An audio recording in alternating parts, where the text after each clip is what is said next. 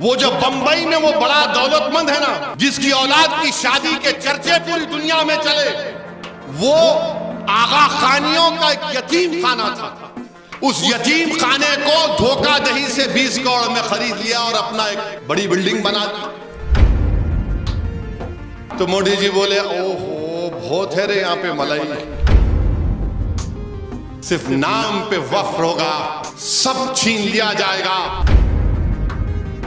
मौजूदा महाराष्ट्र का chief minister कहता है कि हाजी मलंग की दरगाह, हाजी मलंग की दरगाह नहीं है, हम नहीं मानते उसको। आप समझ रहे मेरी बात को?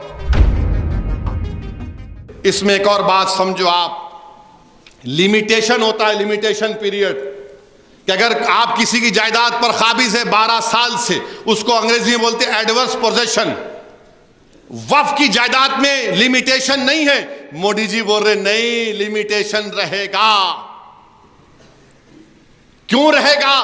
क्योंकि वो जो बंबई में वो बड़ा दौलतमंद है ना, जिसकी औलाद की शादी के चर्चे पूरी दुनिया में चले, उसके ताल्लुक से 2013 में मैंने नाम लेकर कहा, उसका पार्लियामेंट में तकरीर है, वो आगा खानियों का एक यतीम खाना था।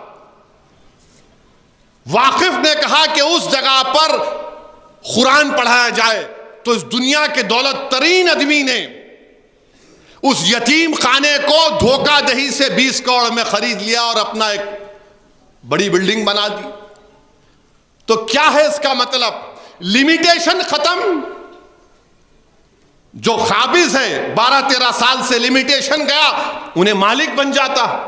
अच्छा चलो उससे भी नहीं हुआ तो कलेक्टर साहब हैं, कलेक्टर साहब हैं, कलेक्टर साहब बोल देंगे नो नो नो, मुसलमान ने आपकी नहीं है प्रॉपर्टी, इवैक्यू प्रॉपर्टी है। यानी जो लोग पाकिस्तान को गए थे, खास तौर से पंजाब, हरियाणा, यूपी से, वो जाने से पहले भारत के नागरिक थे, उस वक्त जो भी भारत था, उन्होंने वक्फ कर दिया। तो मोदी जी बोले, ओहो बहुत है रे यहाँ पे मलाई, अपने दोस्तों को दे सकता हूं मैं, जिसको पार्लियामेंट में हम लोग बोलते हैं डबल ए। 2 डबल ए है भारत में, कहीं असदुद्दीन अकबरुद्दीन नहीं समझना आप, ये 2 डबल ए प्लस हैं, वो डबल ए माइनस है। तो इवैक्यू प्रॉपर्टी का कानून खत्म, गवर्नमेंट की हो जाएंगी। पंजाब में हजारों एकड़ है, वो गैब, बचेगा क्या मेरे भाई? सिर्फ नाम पे वक्फ होगा, सब छीन लिया जाएगा। अगर कोई उठ के बोलेगा असदुद्दीन तुम जज्बाती तकरीर कर रहे हो, तो मैं तुमसे कह रहा हूं और एक मिसाल दे रहा हूं।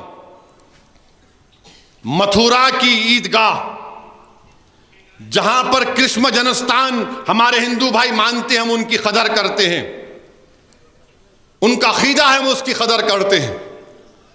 1965 में हिंदू और मुसलमानों ने बैठकर यूपी सुन्नी वक्फ बोर्ड से इजाजत लेकर मुसलमानों ने कहा कि हमारे हिंदू भाइयों से हमारा झगड़ा खत्म करने के लिए हम वक्फ की 8 एकड़ जमीन कृष्ण जन्मस्थान को देते हैं।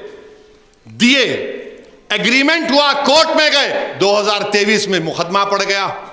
अब जब वो ये कानून बन जाएगा तो कलेक्टर बोलेगा गवर्नमेंट प्रॉपर्टी, कलेक्टर बोलेगा है ही नहीं, गई मस्जिद।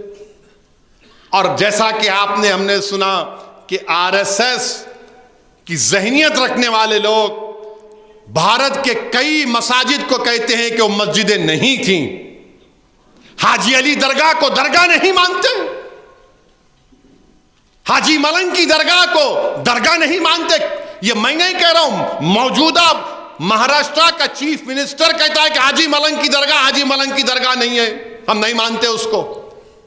आप समझ रहे मेरी बात को? फिर उत्तराखंड में यकसा सिविल कोड उस रियासत में लाया गया। हर तरीके से हमको घेर रहे हैं। एक मुसलमान इनके पास एमपी नहीं है, इनके अलायंस में नहीं है, ना इन्हें टिकट दिए नरेंद्र मोदी।